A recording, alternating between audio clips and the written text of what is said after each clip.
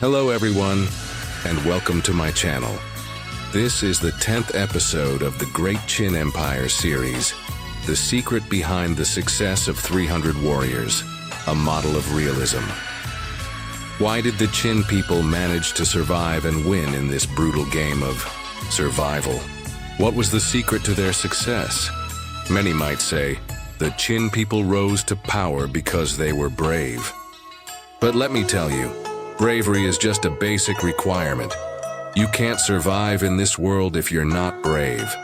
But does bravery alone lead to success? Take a look at Duke Xiang of Qin. This brave ruler of Qin died in battle in the second year after the founding of the state. Why did the courageous Duke Xiang fail to become a successful ruler? Historical records tell us that he died fighting the Qin Rong tribe. So think about it. What good is bravery alone? Bravery is not the ultimate key to success. This is the cruel and complex reality of the world. True success requires more than just courage. It requires doing what others cannot. And after Duke Xiang's death, the Qin people took a completely different path. Now let's explore how they survived in their darkest hour.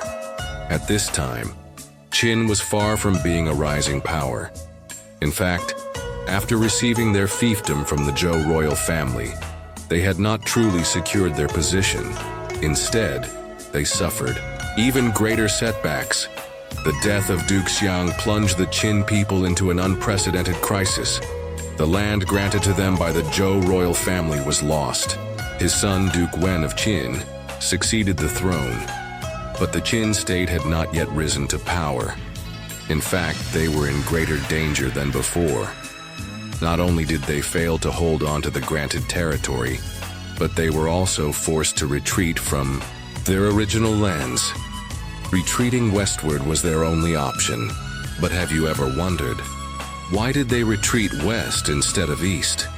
The east was where the Zhou royal court and other feudal states were, while the west was a land of towering mountains and wild frontiers.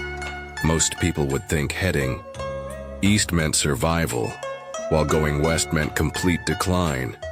But the Qin people chose to go west. This was perhaps the darkest moment in Qin's history. Historical records say that only 300 warriors remained. A wounded ruler, a defeated tribe. Where could they go?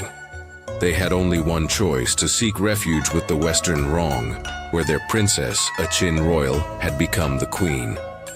This princess, Duke Xiang's sister, had been married off to the leader of the Western Rong, making her their queen. At this time, the Western Rong were also in conflict with the Qin Rong tribe. The Qin Rong had stopped obeying them and had begun expanding their own power. After taking over the Guangdong region, the Qin Rong killed the ruler of Shen, and also Duke Xiang of Qin. The Western Rong and the Qin Rong had become bitter enemies. This meant that the Western Rong had a reason to support the Qin people in their struggle for survival.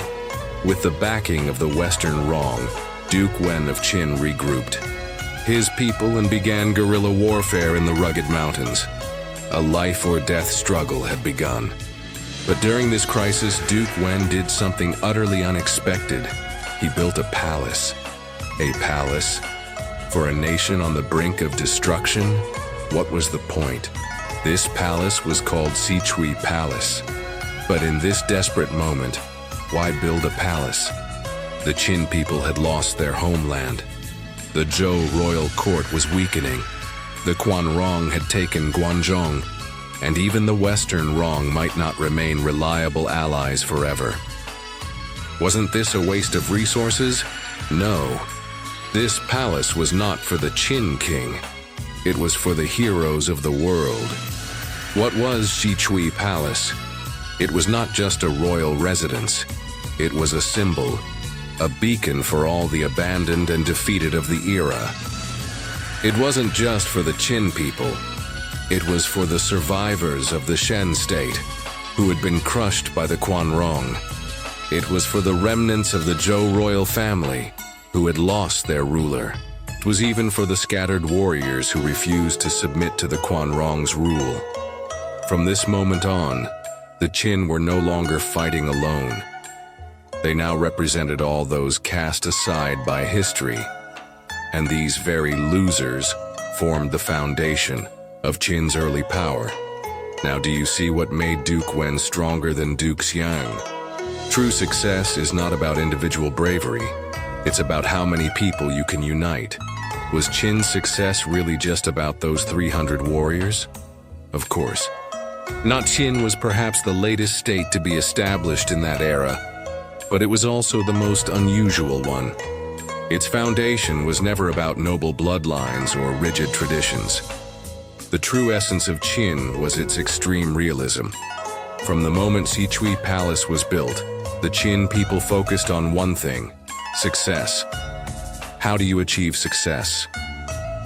Whoever could bring success became Qin's friend. Whoever could bring change could reshape Qin itself.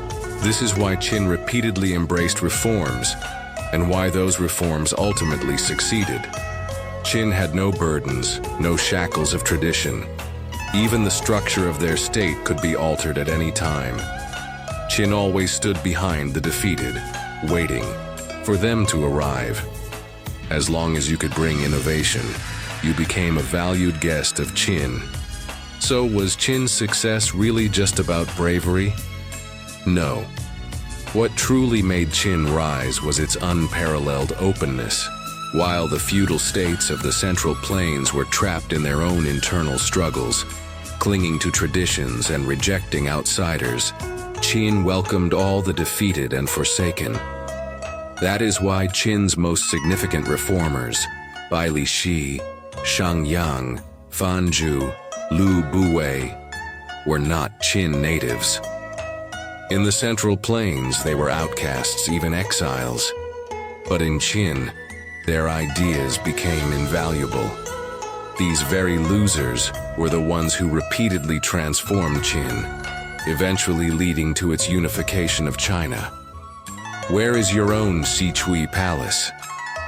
Some rulers build palaces to showcase their power, but some rulers build palaces to gather heroes and give refuge to those whom the world has abandoned. That is the true secret behind Qin's success. That's all for today's story. See you in the next episode.